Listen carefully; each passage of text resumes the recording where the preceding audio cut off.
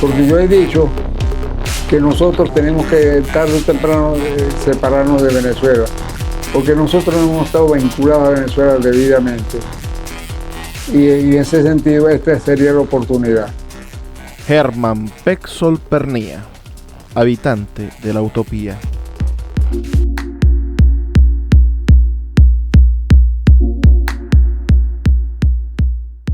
El abogado e historiador zuliano Herman Pexol Pernía, nacido un 18 de noviembre de 1943, nos abrió las puertas de su casa llamada Utopía para contarnos lo que ha vivido en sus casi 81 años.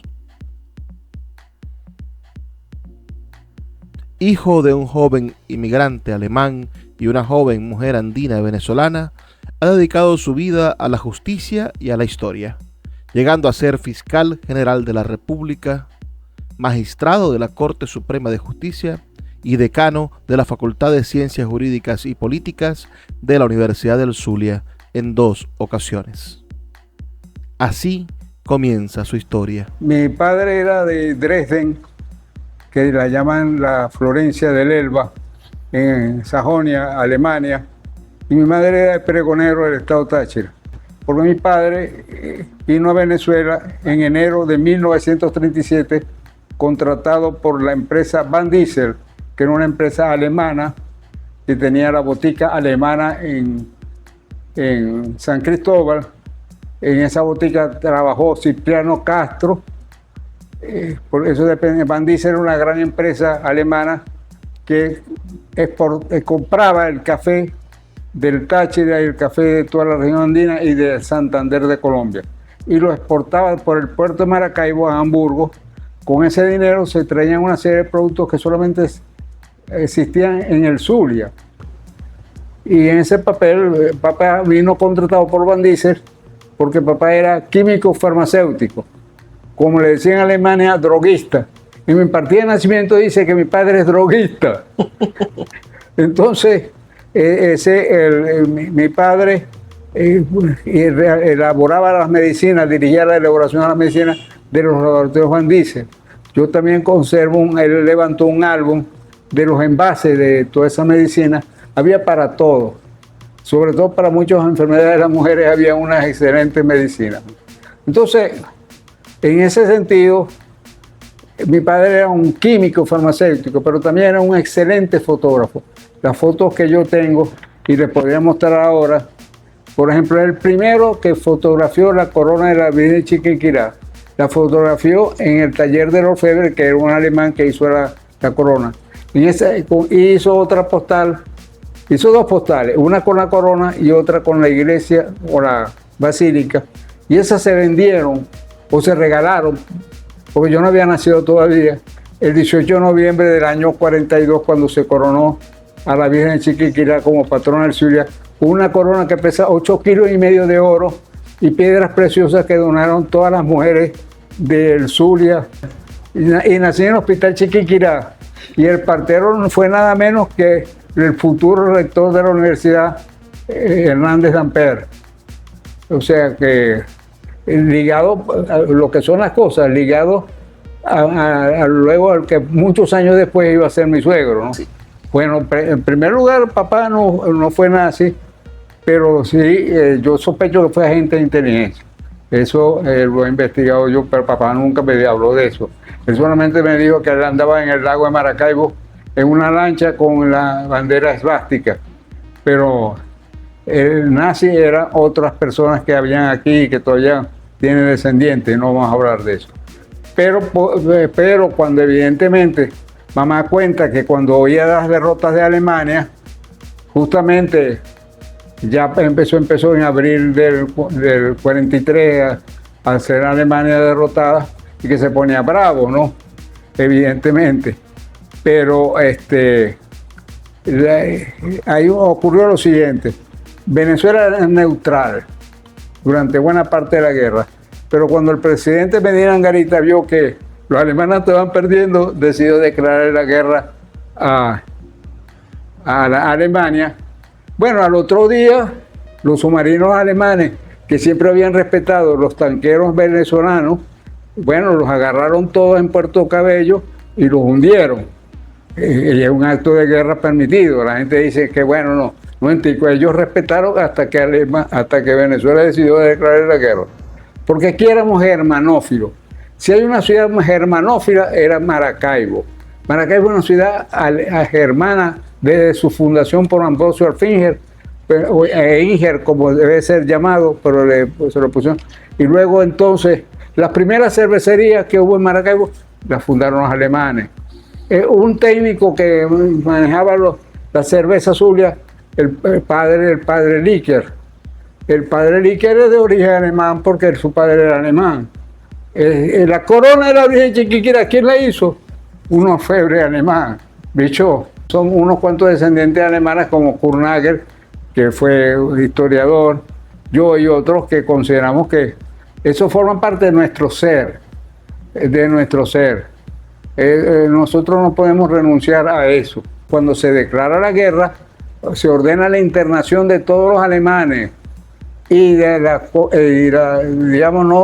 congelación de sus bienes. Entonces se aparecen acá. Nosotros vivíamos en una casa, que esos ladrillos que están allí en el Sardín, son de esa casa que tiene más de 100 años, que quedaba frente a un hato, y decidieron allanar la casa para poner preso a papá. Pero mamá se puso brava, agarró un frasco de perfume y lo tiró contra el suelo, y entonces decidieron no llevarse preso a papá, pero hicieron una inspección en toda la casa. Papá era un gran fotógrafo y había hecho fotografías de todas las partes de Maracaibo, aeropuertos, todo, casa de gobierno. Entonces, eso estaba en una caja que todavía yo tengo, se la puedo mostrar, donde están los negativos. Y esa caja la colocó papá. Nosotros teníamos en esa época una nevera Frigidaire pequeña, ¿no? Que eran las que existían, puesta sobre un cajón. Yo todavía, años después, ya adulto, todavía estaba la nevera funcionando, ¿no? y sobre la caja, el cajón, que me acuerdo de color verde. Ahí papá guardó, ¿por qué guardó La fotografía? Los negativos en esa caja de madera, por cierto, muy buena, y la puso ahí debajo. Los que hicieron la inspección no supieron. Si lo hubieran hecho, lo hubieran llevado bien preso. Porque yo llegué, en una época decidí hacer una imaginación de una serie de contactos entre los agentes de inteligencia en Maracaibo y Berlín. Porque viendo el noticiero de Deutsche Welle, que decía, aquí Berlín, y me dice, ¿qué se me ocurrió? Empecé a establecer diálogos, adelante Maracaibo, adelante Berlín. Y entonces una de las cosas que papá recomendaba era que no podían entrar los submarinos por la barra porque quedarían atrapados. Entonces yo tengo una foto de papá acompañado de dos, yo creo que son guajiros, dos pescadores, con un peinado muy a la moda de esta época, y no sentado. Yo digo, ahí es a punto de salir para hacer la inspección. Y en otra foto está papá comiendo solo, y entonces puso la soledad del espía. Entonces, en el año 37 Alemania estaba en su esplendor, desde el punto de vista económico, etcétera, porque la Segunda Guerra Mundial tiene muchos aspectos económicos. Y decide venirse a aventurar, jovencito, tenía químicos farmacéuticos, pero en el año 37 papá no había cumplido los 24 años, porque él cumplía el 17 de febrero y llegó aquí el 8 de enero del año 37. O sea que no había cumplido los 24 años y se aventuró a ir a un país desconocido. Hermann Pexol Pernía obtuvo su título de abogado en el año 1968 en la Universidad del Zulia. Ese mismo año también obtuvo el título de licenciado en Educación, mención Ciencias Sociales.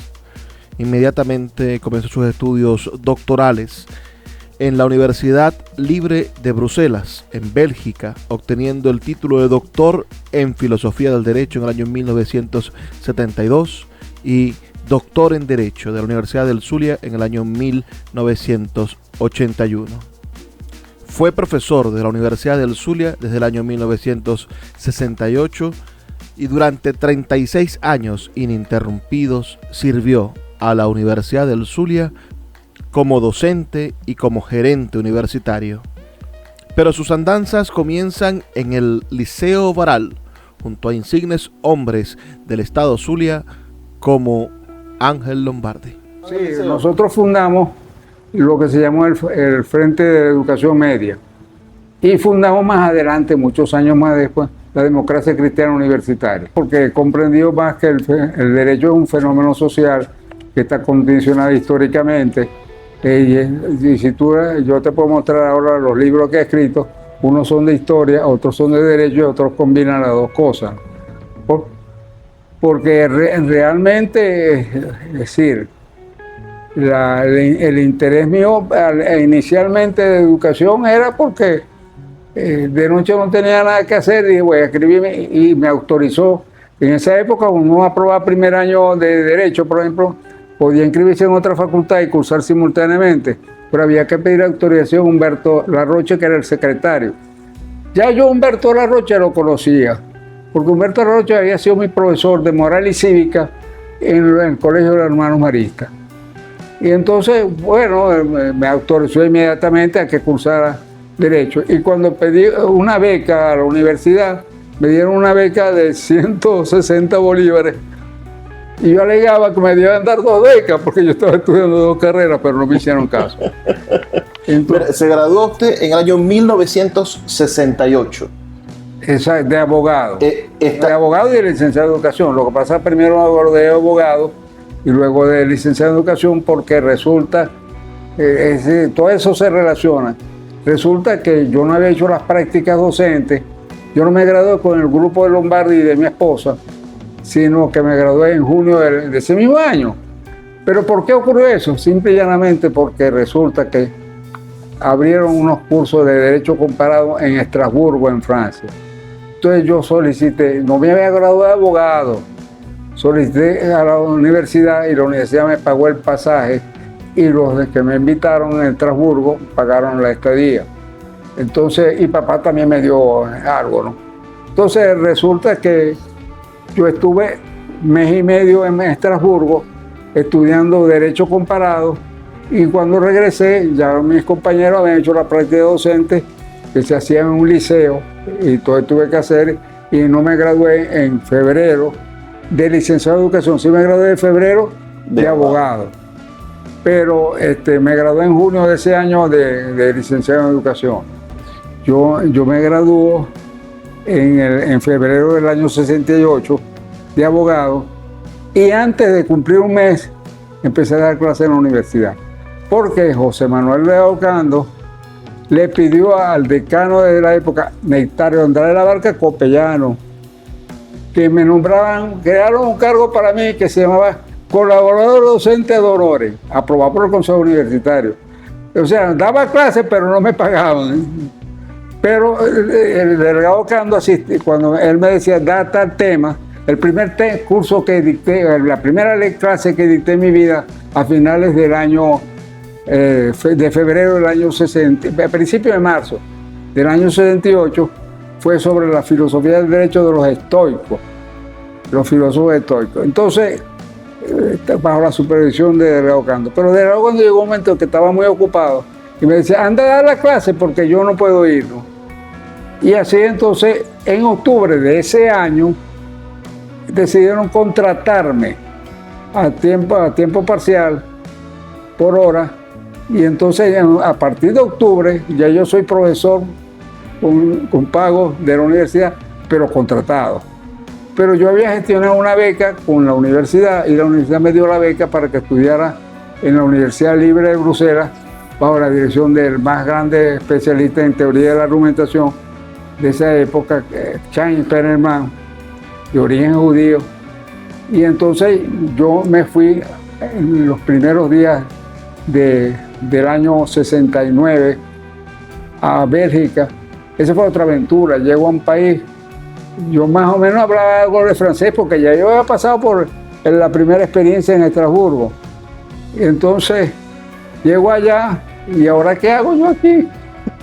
Entonces conseguí que me dieran un alojamiento en una casa, en una llamamos pensión que se llama la Maison Internacional des Estudiantes, la Casa Internacional de los Estudiantes. Ahí estuve hasta más o menos octubre, en que decidí venirme porque necesitaba una serie de documentos y libros, etc. Humberto de la Rocha en eso colaboró mucho conmigo. Y aproveché de casarme.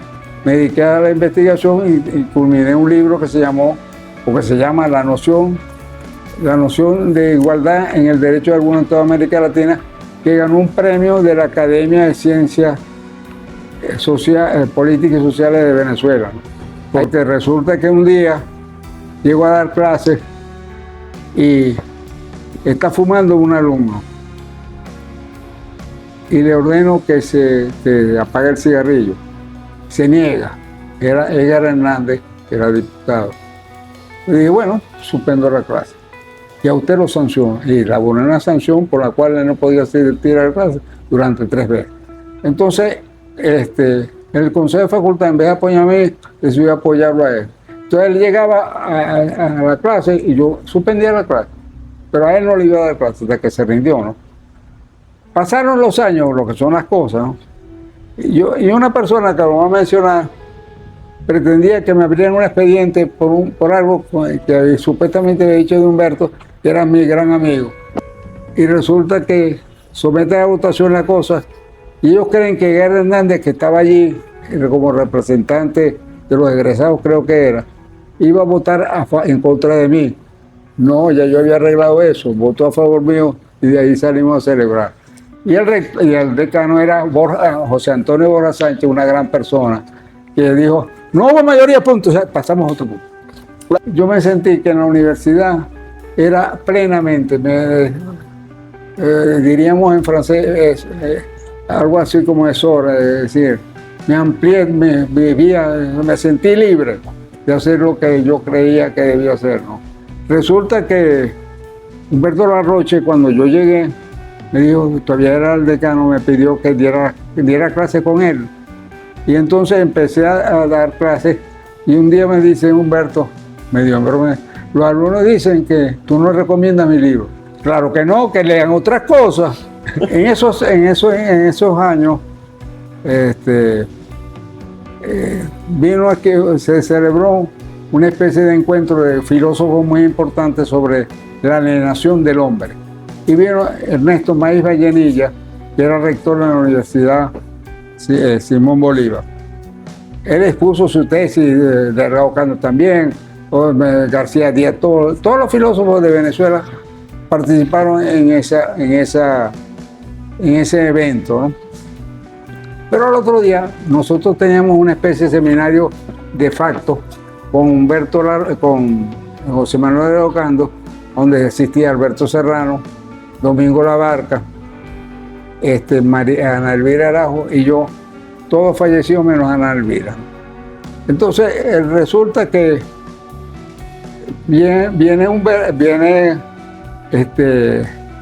nos reunimos ahí, en el edificio de La Ciega, en el antiguo edificio porque toda la carrera la hice en La Ciega, salvo el último año que se hizo en la ciudad universitaria.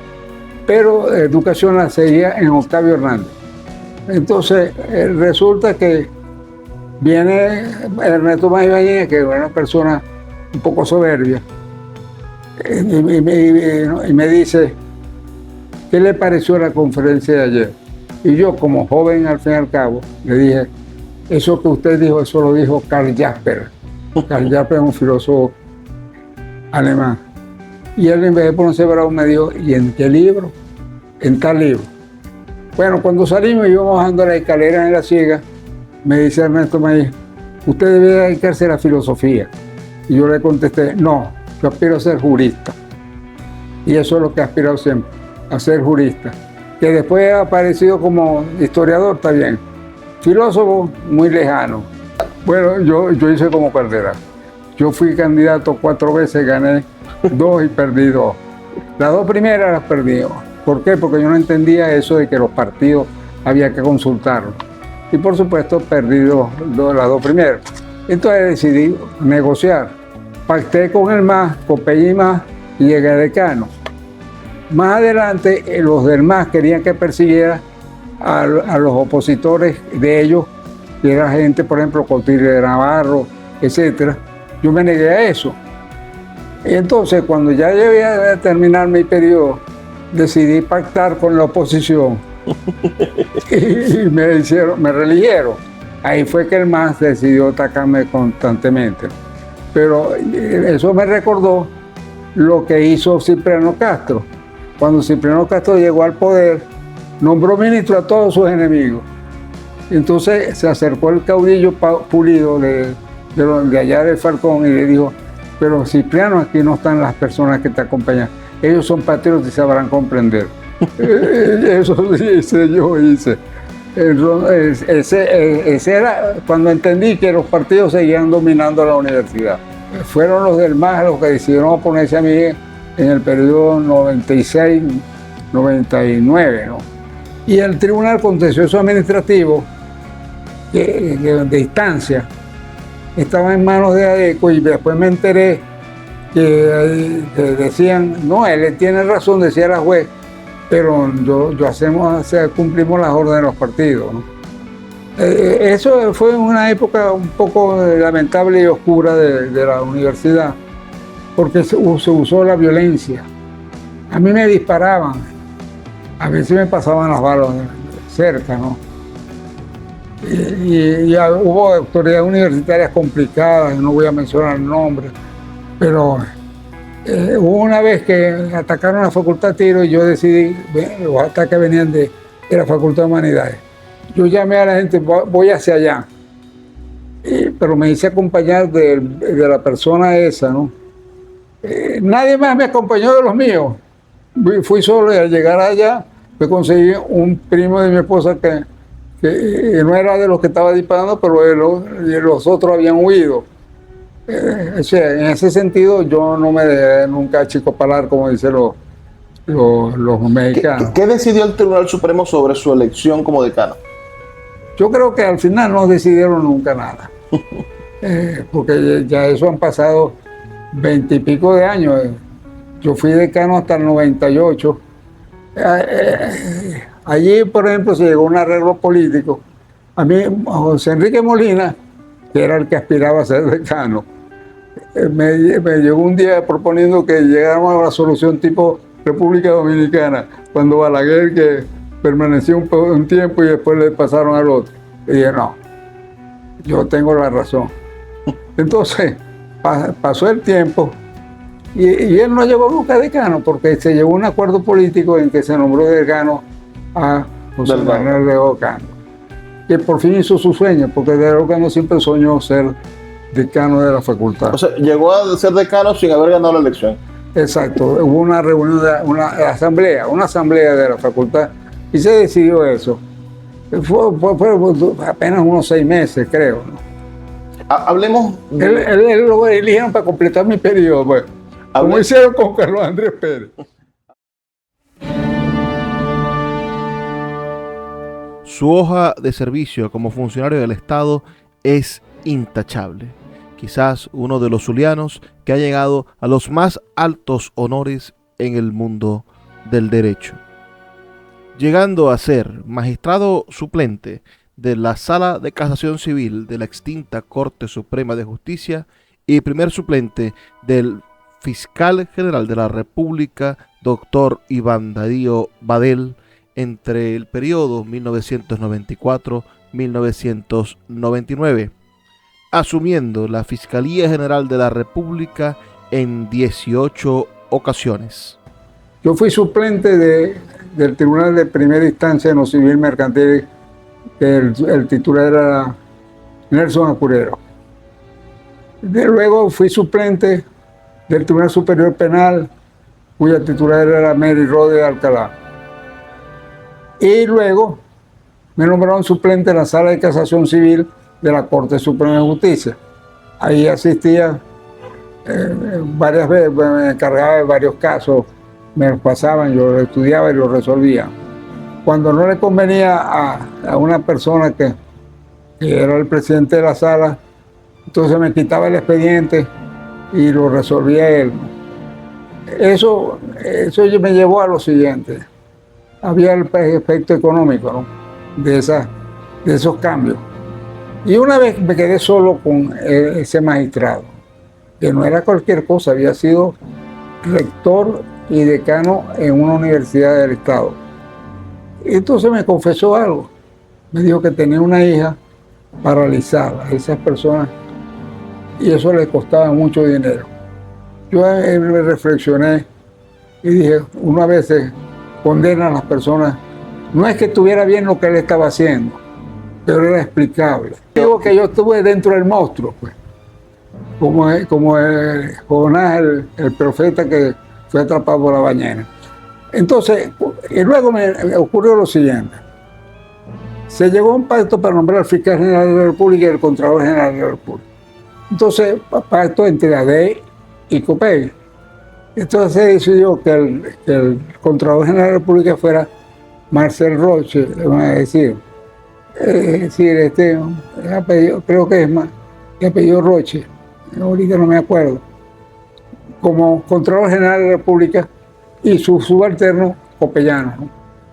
Y entonces nombró al fiscal general a Iván Darío Badel, que era Acción Democrática, y debajo de él los copellanos.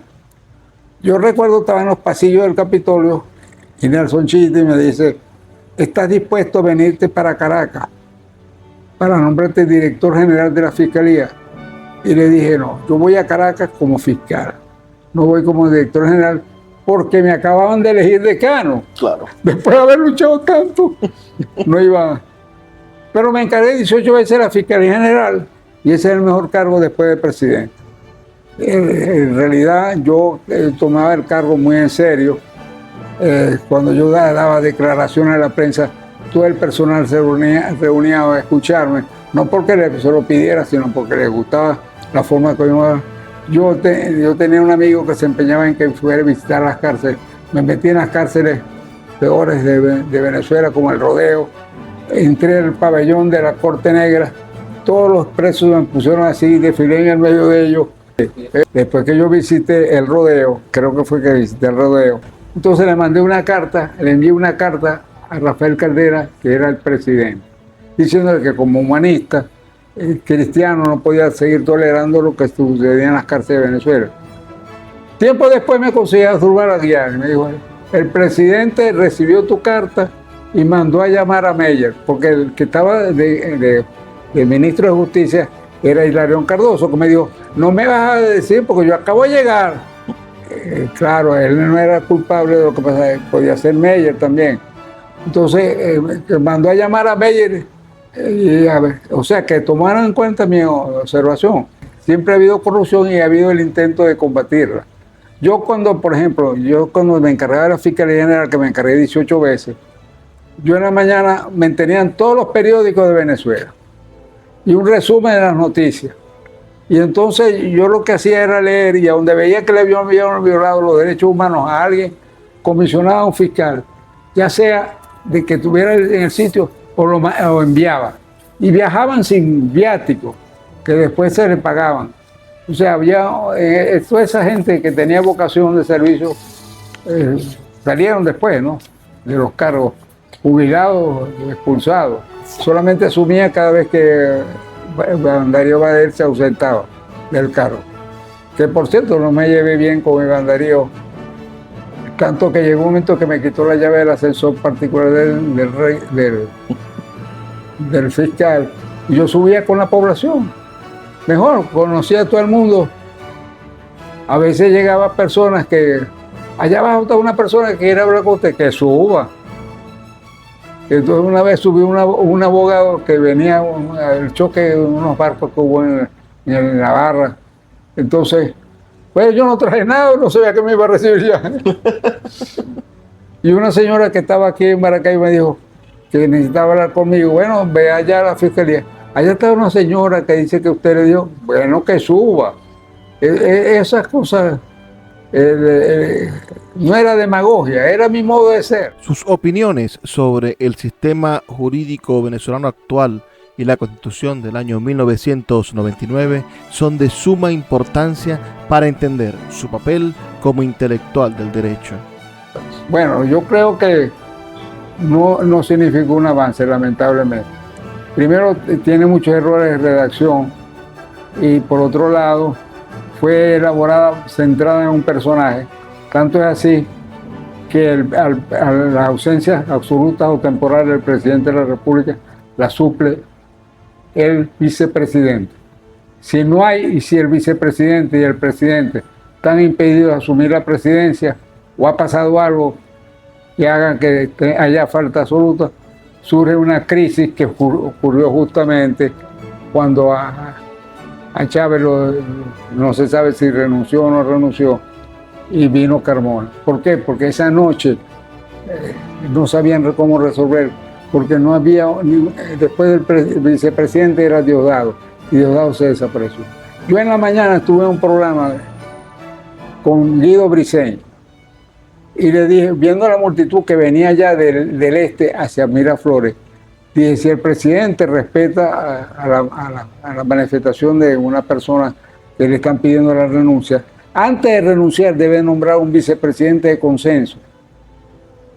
No se hizo, y entonces surgió la crisis y empezaron a inventar, etcétera. Después se echaron la culpa a Escobar Salón, a Breuer. Yo no creo que Breuer hubiera cometido ese error. Cuando llegó el momento de la juramentación, por parte, el yerno de Rafael Caldera pensaba dar un golpe de Estado. Según dicen, Rafael Caldera se opuso con razón. Lo que no imaginó Rafael Caldera era lo que venía después. Pero eso uno no puede juzgar el pasado desde el presente. Y el otro aspecto es que cuando a Chávez lo puso en libertad, Rafael Caldera. Pero la gente critica eso. Pero resulta que yo recuerdo que a la facultad llegó la esposa de Arias Cárdenas pidiendo dinero para los presos de Yare, y hicimos una asamblea y la gente participó. Todo el mundo quería que le dieran la libertad. Entonces, pero yo nunca simpaticé con Chávez. No tengo por qué decirlo. Ahorita más bien están en el poder, ¿no? Pero porque yo creo que allí realmente se cometieron errores. Es verdad, el mejor discurso que yo he oído a Caldera fue el de ese día, al otro día, cuando habló que se había roto las vitrinas, etc.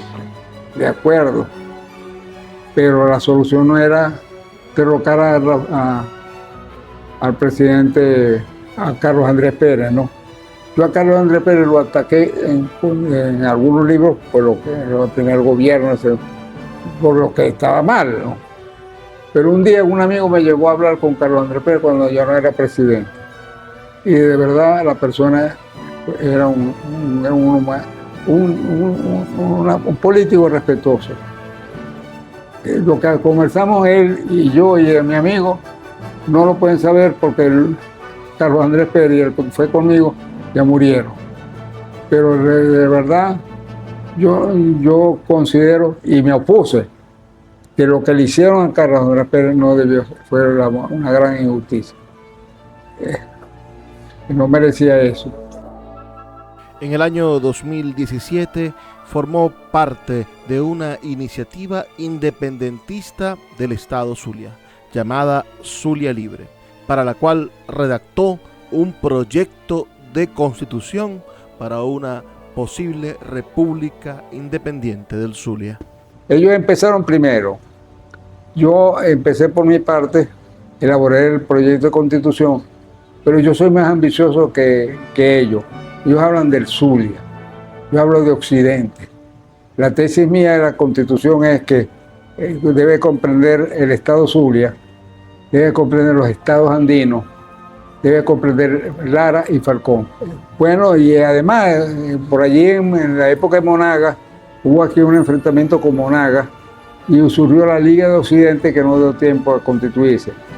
Yo, echando broma, decía, los andinos para que pongan el presidente, Lara para que nos den el cucuy, y Falcón los chivos. No, pero la idea no sería un gobierno presidencialista, sino un consejo federal como la Constitución suiza, porque yo he dicho que nosotros tenemos que tarde o temprano separarnos de Venezuela, porque nosotros no hemos estado vinculados a Venezuela debidamente.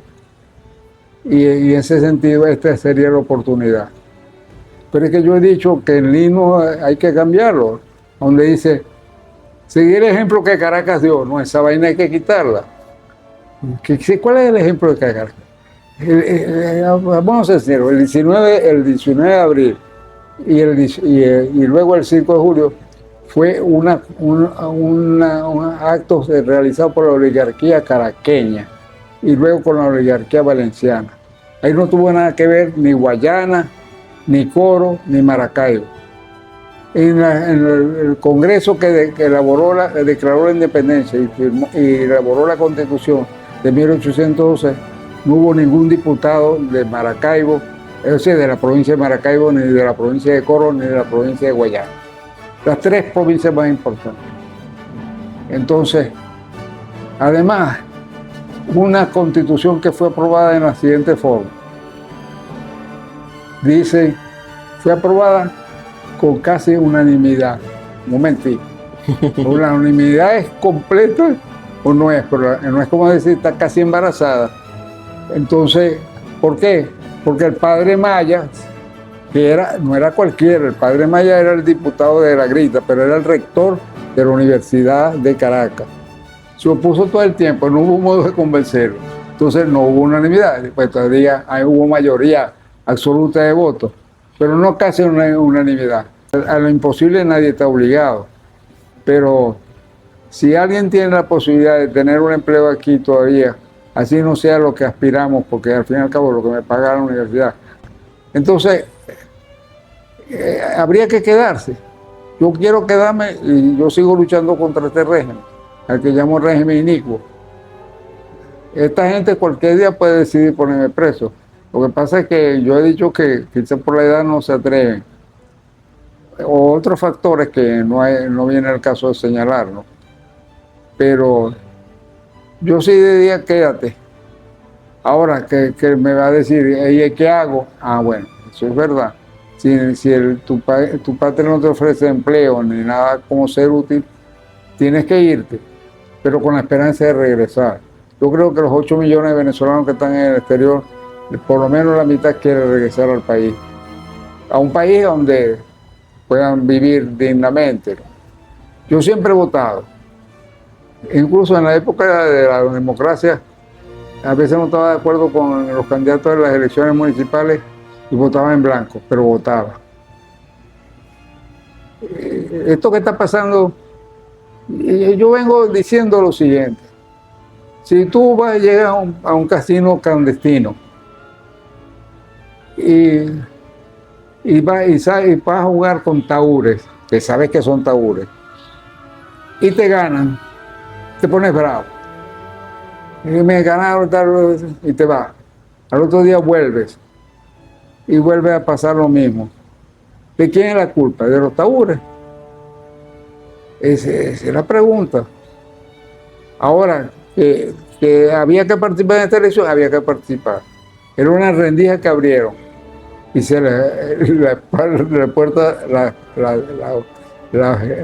abrieron en pleno y ganaron. Ganó la oposición. Pero ahí ves cómo están respetando eso. Entonces, esta gente, realmente yo no sé qué pensarán que van a ser eternos en el poder. No es posible. La Unión Soviética se derrumbó. La Alemania democrática se derrumbó. Lo que pasa es que, ¿cómo cayó el régimen comunista en Alemania Oriental? Simplemente de una iglesia, de una manifestación, ponte de 100 personas. Les mandaron y los reprimieron. Bueno, la siguiente fueron 1000 personas, mandaron 1000 policías. Pero llegó un momento que habían 100.000 personas manifestando y no habían 100.000 policías. El gobierno renunció. Y se fue. El que era el primer ministro de Alemania se refugió en Chile y ahí murió. Pero estos son gente civilizada. Cuando Leopoldo llamó como llamó la salida, no previó que esto no le importaba asesinar gente. Ese es el problema. Es difícil. Espero que esto no sea la previa entrevista de que termine en la cárcel, ¿no? Ha habido épocas peores que esta. Cuando uno piensa, por ejemplo, en los días previos a la asunción de Cipriano Castro. El Cipriano Castro asume el poder y acabó con el caudillismo regional. Porque cada sitio que hacendado se consideraba caudillo y asaltaba a las otras haciendas. Entonces, en algún momento hay que saber negociar, cosa que aquí lamentablemente hasta ahora no ha sido posible. Porque esta gente perdió. Todo el mundo se lo dice. Yo creo que sería inteligente entregar el poder y convertirse en oposición. Que podrían volver al poco tiempo. ¿Por qué? Porque la situación del país es tan mala que la gente cree que el que va a gobernar va a hacer milagro y no lo va a hacer. Aquí ha faltado estrategia. María Conina es muy preparada, inteligente y tiene algo que es perseverante, eso es importante. Bolívar decía, Dios premia la constancia. Y el caso de Caldera también, ¿no? Y el suyo, que fue 4 veces candidato. El mío también. Entonces, en ese sentido ha faltado estrategia y hay que saber distinguir entre la estrategia y las tácticas. La estrategia es tomar el poder. Las tácticas son los medios que voy a utilizar para eso, que pueden ser distintos medios. Y en eso está la negociación. Clausewitz, el gran teórico de la guerra prusiano, decía que la guerra es la política de Estado por otros medios. Pero yo digo eso, está bien, pero también digo que la política es la guerra por otros medios. Es decir, en vez de utilizar la política y la guerra por otros medios, significa que sustituir los fusiles, los disparos, las armas por los argumentos. Todavía parece que aquí estamos empeñados en no utilizar eso. Pero después no, la gente no se queje cuando se van creando odio. Lo que está pasando, por ejemplo, en Gaza o en el Líbano. Matar gente alegremente, resulta que eso va creando más rencores. Al que le mataron un hijo, le mataron al padre, le mataron un hermano, ¿crees que va a ir a besar al enemigo? No lo va a hacer.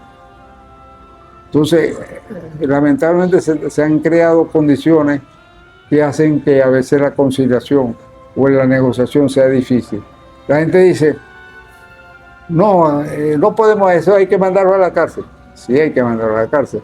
Pero resulta lo siguiente, Alfonsín, cuando era presidente, y se reunió con Rafael Caldera. Y Caldera le dijo, chico, y usted pusieron en libertad a Videla.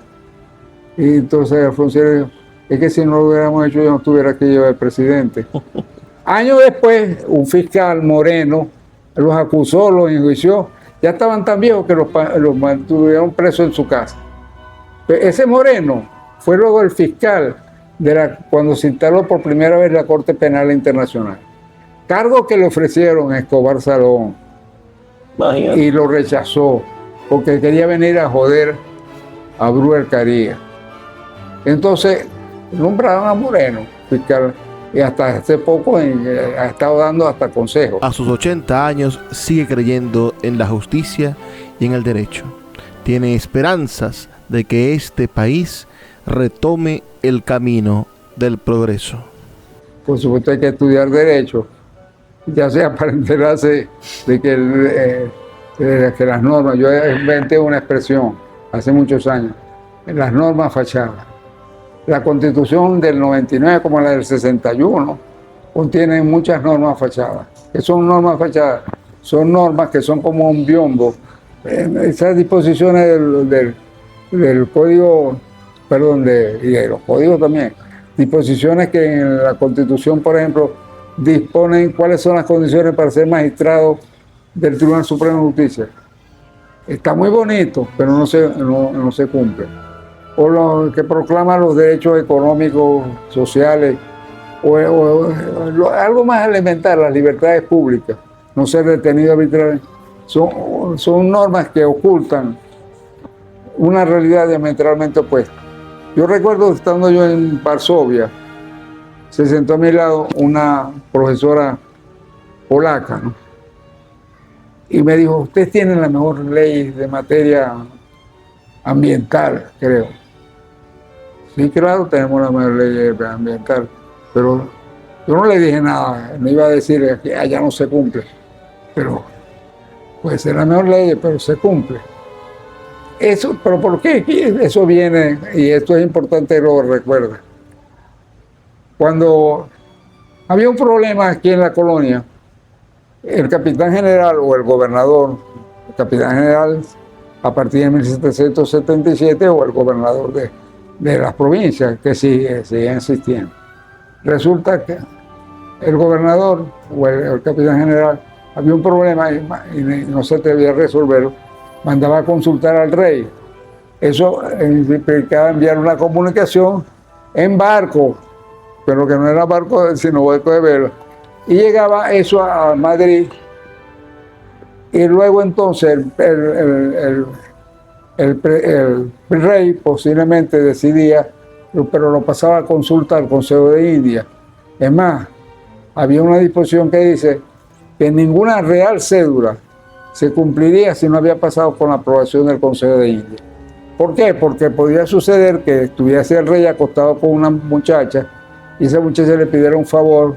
Y mira, nombra a mi papá gobernador o para tal cargo. Entonces resulta que le hacía la cédula, pero lo había pasado por el Consejo de India, no se aplicaba. Entonces, ¿qué pasa? Respondía el Consejo de India a Venezuela. Llegaba y entonces, ¿qué hacían el gobernante, el alcalde o el gobernador? Se ponían la redacción en la cabeza y decía, se acata, pero no se cumple. Porque no se podía cumplir ya la realidad había cambiado en varios meses, quizás en años. Y eso seguimos nosotros. Se acata, pero no se cumple.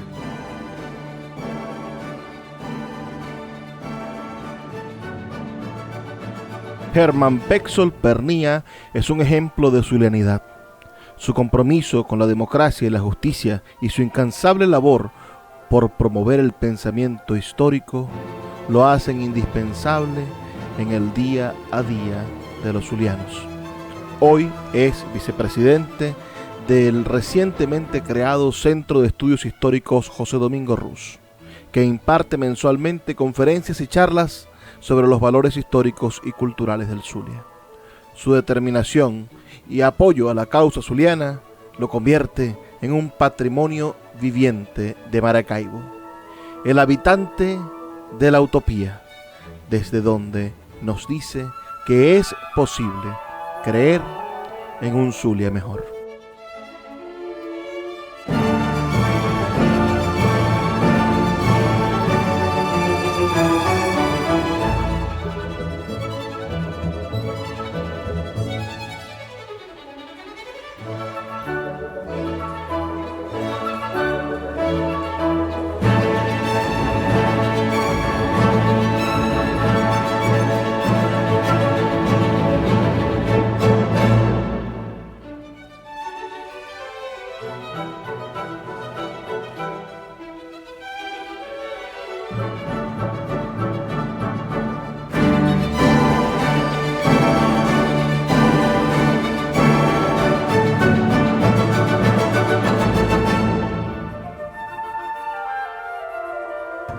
Un gusto. Bueno, encantado. Gracias por permitirnos entrar a tu casa. No, y vamos a ver cuando venimos.